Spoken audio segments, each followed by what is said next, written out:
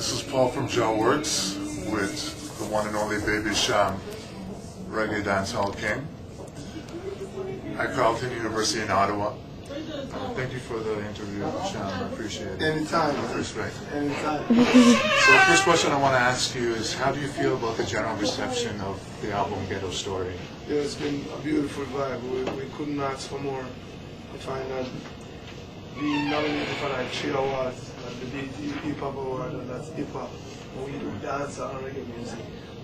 Just to see how much like just different race, different class, different creed, like embrace the sound. We couldn't ask for more. It's doing so well. Like Boom Boom is growing.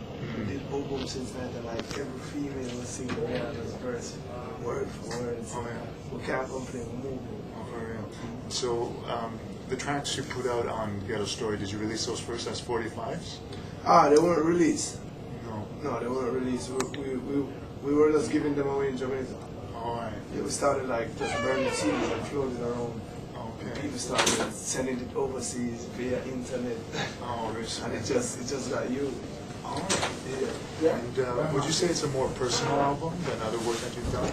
I've noticed with Ghetto Story and Rude Boy Pledge that might be the case. Like some of the tracks are real personal, like Ghetto Story, Rude Boy Pledge, Bring It On, real personal. And you have some other tracks like Boom Boom and Stick Tap. And those songs are like just party fun songs. Okay. And do you have any particular kind of writing process? Just a vibe. Whatever art is like a mirror of society. Whatever society reflects, we try to reflect it back with music and words.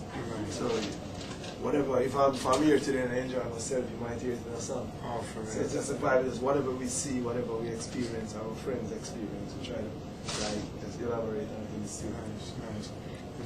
In a previous interview, you said something like dancehall is becoming dance music. I think it was with Rhythm Magazine. I was just wondering whether you think that dancehall should maybe go back to the tempo of former rhythms like slang thing. Yeah, that's the real tempo. Yes. Like 85 beats per minute, Right. 90, 95, 96. Over that, it's too fast. Right. You lose the groove, you lose the whole essence of dance. Yeah, I think that's what Dave Kelly was doing with the 85. Yeah, because he yeah. took it back to the era of 1985. Yeah. It wasn't the tempo, it's just the era. We were trying to get back that feel where Slim Thing was the rhythm that was rocking the whole world. Answer, boom, boom, boom, boom, boom, boom, boom, boom, boom, boom. It's a raw feel for sure. Yeah. So you have a nice chemistry going with David Kelly. Dave is like a bigger brother. Dave was the only producer in Jamaica back then, when I was just coming out. I just graduated from high school. That really gave me a chance. That really allowed me to express myself musically then. So ever since then, I've just kept him loyal and just kept giving him his hit songs for him to do his best. Because a good producer is not at his best without a good artist, and it goes vice versa. A good artist can never be at his best without a good producer. So most of the time, they give him 50% of the credit. So maybe good advice for upcoming artists is that you have to get a good producer. After, without a good producer, you're like, find someone who your chemistry blends with and just try to just make music. So, especially with your Ghetto Story track, I was just wondering what it was like growing up in Charlotte, Jamaica, on an everyday basis. Play football in the park every day. We would play like marble. Marble every day. We play elastic because in Jamaica kids find so much ways to enjoy themselves. I didn't have the remote control cars, but we had elastic, which we used to bounce the elastic off the wall. And if my elastic should wrap around your elastic, you'd have to give me your elastic. And those are games, just fun games. Or apart from that, you have like the dark side where the politics come involved. But at the end of the day, it just teaches street knowledge and just make you a stronger person at a younger age. Yeah, I think it really shines through on Ghetto Story. It's a very powerful track. Do you identify with any other artists? Do you have any influences? For sure. Yeah. Bob Marley for sure. Without a doubt. Robert Nesta Marley. I'd have to say Super Cap. I'd have to say Shabaram, Sting-a-ling-a-ling, Hands on the Swing, Buju Banton for sure. You have so much, like every great ones that came before my era, that did their thing. Yellow Man, the original Zungo Zeng. Whitney Houston, Michael Jackson. Just we love music, so it's not just like reggae or dancehall alone. You have so much other people that influence. We don't stand stage, we like to perform, like to move, like to dance. Right. And as a kid, we used to get the mop stick or the broom and just freestyle in the house and pretend to be where Michael Jackson with that gentleman with the long white socks. All of that, yeah. So I'm just curious, someone who demonstrates such excellence in reggae and dancehall as yourself, do you listen to other genres of music for everything? From rock. You should see my CD collection, it's crazy, like from rock to jazz, R&B, hip hop, ska. I go way back, way back. Like every genre of music, we just try to just learn, because you can learn from every music.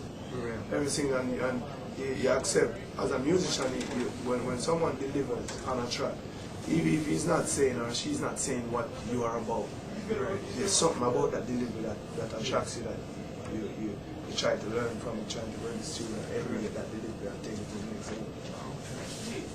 Do you have any kind of policy for who you make dub plates for like sound clashes? Or does it not matter? No, it doesn't matter, because at the end of the day, every sound system plays our music. Right. And we it's like one and watch the other. They play the songs get popular. Right. So, like, as far as dub plays, you don't want to kill a song. You call me up and we negotiate whatever negotiation, and I'm ready to kill the song. No doubt. So, no politics in music. We just love music. Yeah, I know this. I mean, it doesn't really matter if the sound crews, the artists. The smallest of the sounds, the biggest of the songs. Yeah. You hit us up, we as long as I'm in the vibe to do dubs. Okay. Dub. Yeah, we had Mighty Crown and Bass Odyssey in Toronto not too long ago for the World Clash, which was nice. Two big songs. Yeah. Big songs. Or, I don't actually, not Mighty Crown, Bass Odyssey, but other international sounds. Yeah, Bass Odyssey is like probably one of the best songs. Yeah. Clash-wise. Oh yeah. Been like for the last 17 years. Since like 1990, 1991. They have been like on the forefront of like hardcore dub plates. So do you think the sound crew is also a vehicle for things like political messages or cultural messages? As far as political messages, I wouldn't say that they're a vehicle, but they keep the dancehall floating. Because they find that we spend so much time like doing promotions to get the music, that worldwide attention. But at the same time, you have hardcore dancehall underground markets, which they keep your sound alive in that type of market. And that's what I'm saying. So they have their positiveness that we need. Right. Okay, just one more question. What was it like, your experience here in Canada, performing in Cold. Ottawa? Cold, yes. But apart from that, we love it. The show sold out from like 2 days ago. And so much kids under 18 couldn't even get to come to the concert. We wish they had done 2 concerts. Oh, right. We wish they had done like one at 7 in the evening for 18 and under.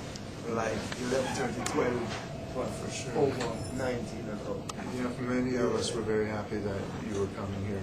Anytime, it's my first time doing a college concert over here. I would do a college tour here, because at the end of the day, most of these kids, they don't get the time to come see you at the hardcore parties, at the hardcore stage shows. So come here and just shed some light, or just let them take the mind off the stressful schoolwork for like an hour and a half, just to blow their heads and just relax. I'm done for that anyway. So is this something new, performing at universities for you?